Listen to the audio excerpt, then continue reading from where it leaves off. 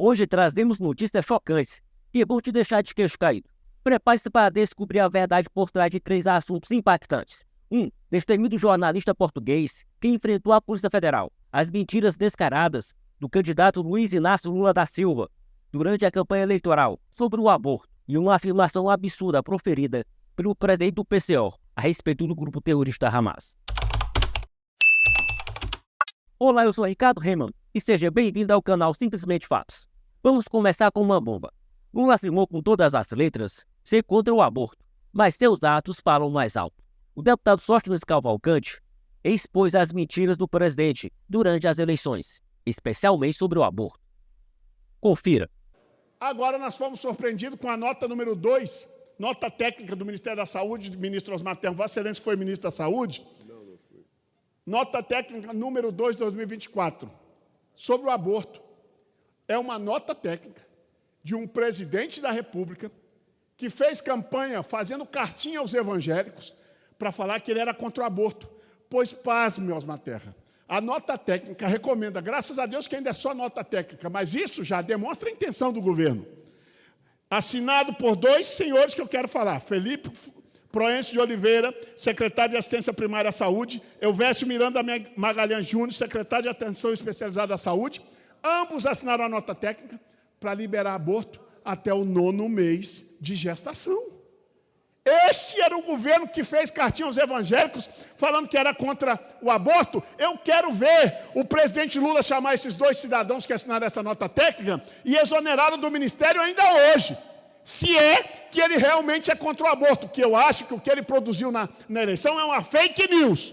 Lula, PT, sempre defenderam o aborto. Chega na eleição, posam de bonzinhos, porque sabe que o aborto, 80% da população brasileira é contrária a essa desgraça, porque isso é um assassinato de um indefeso no ventre. Ele não pode se defender. E aí assassinam as nossas crianças no ventre. Isso aqui é uma nota técnica que merecia hoje a exoneração desses 2 cidadãos, se é que o governo Lula é contra o aborto de verdade. Eu tenho lá minhas dúvidas. Na última quinta-feira, 29, uma nota do Ministério da Saúde do governo Lula, que propunha autorizar o chamado aborto legal, foi suspensa devido à enorme repercussão negativa. Porém, há indícios de que o assunto possa voltar à tona, já que o próprio documento menciona que a ministra pretende discutir essa questão com a Advocacia Geral da União e o Supremo Tribunal Federal. Esse documento apresentava uma série de argumentos favoráveis à interrupção da gravidez, com a alegação de que o feto estaria em um estado de inconsciência permanente antes do nascimento. O Ministério da Saúde de Lula sustentou que, dentro desse contexto, o feto provavelmente não seria capaz de sentir dor até o momento do parto. E as polêmicas não param por aí. Todo mundo sabe que a esquerda brasileira vive na contramão da história e se recusa a classificar o Hamas como um grupo terrorista, mesmo quando nações civilizadas e democráticas já o fizeram. Essa resistência tem feito milhões de brasileiros a se perguntarem por que Lula, a principal liderança da esquerda no Brasil, apoia essa organização criminosa. E a resposta veio diretamente do presidente do PCO, Rui Costa Pimenta, que teve a audácia de afirmar que o uso do terrorismo pelo Hamas é apenas uma forma de luta e não é crime. Acredite se quiser. Assista ao vídeo.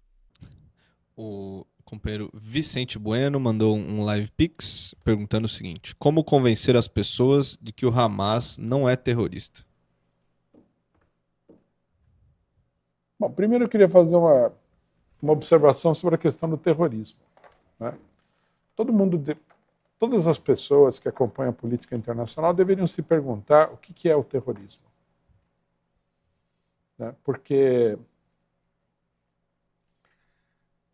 criou-se aí um misticismo de caráter quase religioso contra o terrorismo, que é uma coisa que é muito favorável às forças reacionárias do mundo, né? Nós temos que ver o seguinte: o terrorismo é um método de luta, não é um crime, não é uma maldição do inferno, né? Por exemplo, vou dar um exemplo que todo mundo conhece. A resistência francesa. Por que eu pego a resistência francesa? Primeiro que ela é muito famosa, segundo que ela é muito badalada, né? Terceiro que ela era comandada por pessoas que são consideradas altamente respeitáveis, como, por exemplo, o general de Gaulle. Né?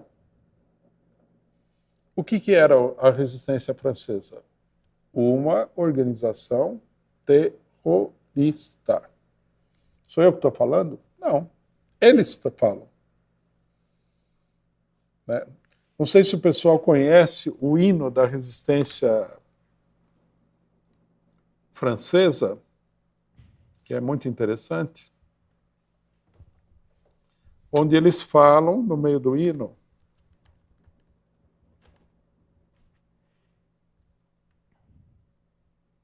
deixa eu ver se eu pego aqui para citar. É o Canto dos Partisãs, né?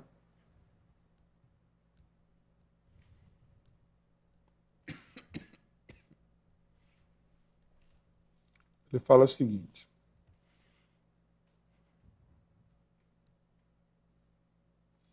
esta noite o inimigo conhecerá o preço de sangue e das lágrimas.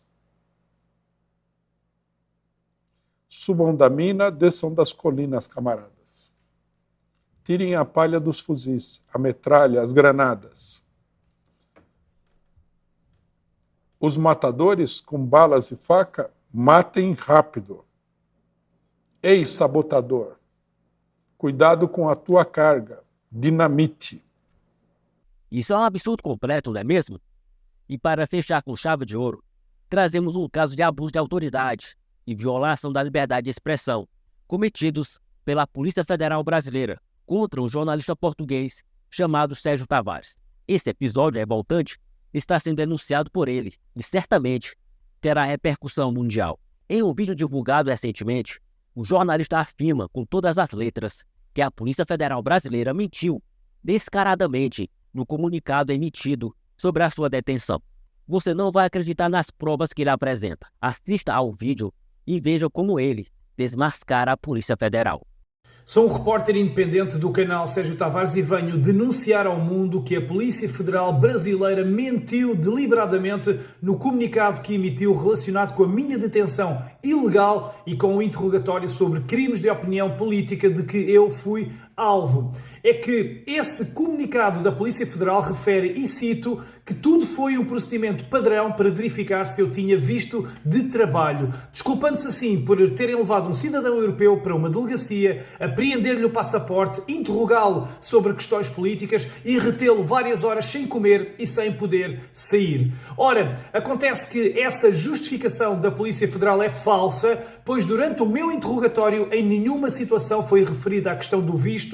Tudo o que me foi feito foram questões sobre política. 8 de janeiro, ditadura do judiciário, Flávio Dino, Alexandre de Moraes, etc. Eu tenho aqui a prova documental dessa mentira para esconder essa perseguição política de que fui alvo. Este é o inquérito assinado pelo delegado da Polícia Federal que prova que não fui interrogado por causa do visto, mas sim para me tentarem prender por crimes de opinião. Um cidadão europeu. Aqui está o documento na íntegra e, repito, em nenhuma situação fui questionado sobre o visto de trabalho. Fui sim questionado sobre todos os meus passos, todas as minhas opiniões sobre a situação política no Brasil, e isto não é um padrão, um procedimento padrão.